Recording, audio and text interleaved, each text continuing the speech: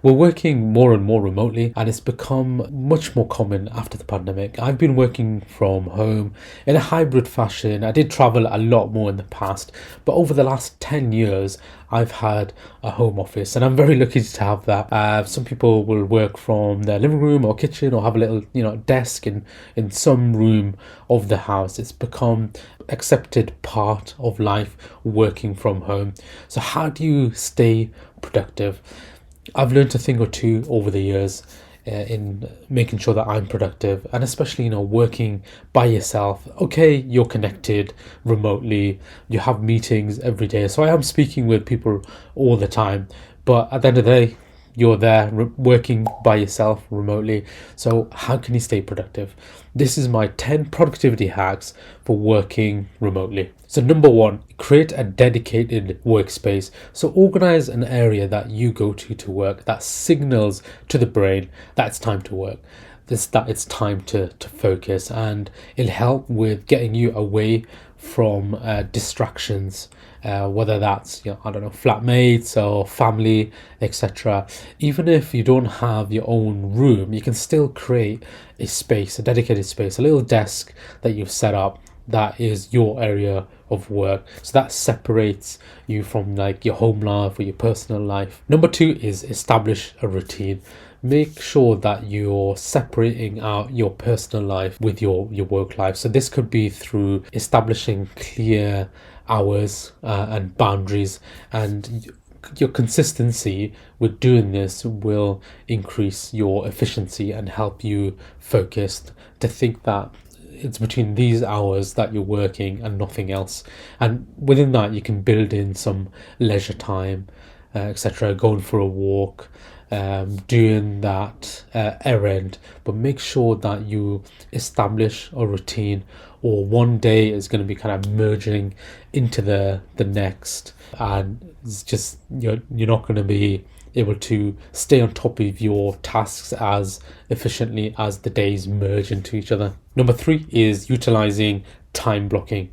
So divide up your calendar by certain important tasks. So you don't have to divide your whole calendar up by every little type of activity. It could be reporting for 2 hours Monday morning. You need to get that done, and then the various activities that you've got to do that, time box it and give yourself a bit of a deadline, and just focus on getting that done. Another time block could be working on practicing recruitment or things like that. Another one could be blocking out some time to do the research for that report that you need to do, or writing up a report is another one. So time blocking certain very important activities is really important. And one habit that I've got into is weeks in advance I'll start blocking out focus time, so that helps me to focus and signals to me that this is a time where you just need to knuckle down, It's go time. get some work done, and also helps prevent other people putting stuff in your diary. Denied. But of course, you can reject those as well. So manage your calendar well, or others will manage it for you. Number four is embracing task management tools. So one of the tools I use is Microsoft To Do. It's a really easy one to use, and it's got cross-platform integration, so you can use it across your phone, your tablet, Mac, PC, Windows, wherever it is, and it helps to organize your day and keep a track of activities or tasks that you need to do across the week. Another one I use is Microsoft OneNote. So this is excellent for having information on hand that you need to use on a daily basis or a weekly basis. It acts as a bit of a Rolodex for my contacts, and key information that is attached to those people for multiple uses. And I use it as a bit of a what's coined as a second brain. So Tiago Forte, he wrote a book called Second Brain, and uses different note-taking apps to relieve your brain of that burden of holding so much information. So I would highly recommend testing out a few different tools, ones that work for you. There's hundreds and hundreds of different ones out there. Find the ones that really fit you. Maybe they've got good integration with the systems at your work. Your work might have some tools already in place. So do a bit of research, testing, trial and testing with what works for you. Number 5 is a classic. Utilize the Pomodoro technique. So I started doing this probably about 3 years ago, and a lot of people use this one. I've even heard of Pomodoro clubs where people show up, or it could be virtual, where they're focusing together to complete a task. So the way it works is commonly it's 25 minutes of focus work. So you set a timer and then it's 5 minutes of break. So Windows actually does have a Pomodoro clock built in. So do check that out. There's millions of different apps out there. They have that advantage of just being set up and it's just easy to use. So you keep doing that. And during that window, that 25-minute window of focus, you're focused on a single activity. So you don't try and multitask, and you switch off all notifications, everything, even like music sometimes. But I find, I quite like having a bit of focus music on in the background, and then you set a period. So you maybe a 3-hour focus. So I guess the science, if you want to call it, I don't think it's the science, or the idea, let's say the idea behind it is that you don't burn out and it keeps you on track. So 25 minutes of focus time, 5-minute break, 25 minutes, 5-minute break, and then continue going. I can't really do it a full day, a full 7 hours.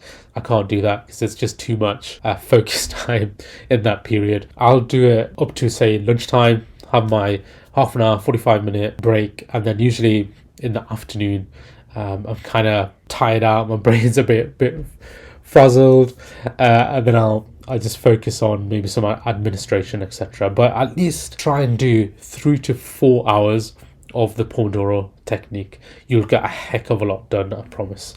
And especially when you get rid of distractions and do it properly. Number 6 is investing in quality tech. So a lot of colleagues, they probably just use the laptop keyboard, just the laptop screen, and that can get them by. But if you start adding other elements to it, so a large screen, work actually gave me a 2K screen, HP screen, which is fantastic. I think it's like a 24-inch screen, but the resolution is absolutely amazing. So I've got a lot more real estate to play with, and then I can dual screen it as well. For sure, you should add a keyboard. So the one I use is a Logitech K780. It's quite slimline. The typing experience is fantastic. I can type quite fast on it. It is like a bit like a laptop keyboard, but it's got a bit more of a tactile feel. It reminds me of a bit like the keyboard on a MacBook Pro that I use, but a bit better than that. Add in a mouse, and that gives you a productivity boost straight away. Get some equipment that's going to enhance your productivity and also your enjoyment and experience. So it doesn't have to break the bank, but I would just have a look and have a think of things that you can purchase that will enhance your performance. Number 7 is minimizing distractions. So at home, it's very, very easy to get distracted. It could be you've got a errand to do, you got something to do at home, maybe the kids are about, or the telly's there, or the PS5 is there. Now it's a bit obvious that you need to be disciplined and not just fall into a bit of a trap of, well, I'll just have a little half an hour play of this and that.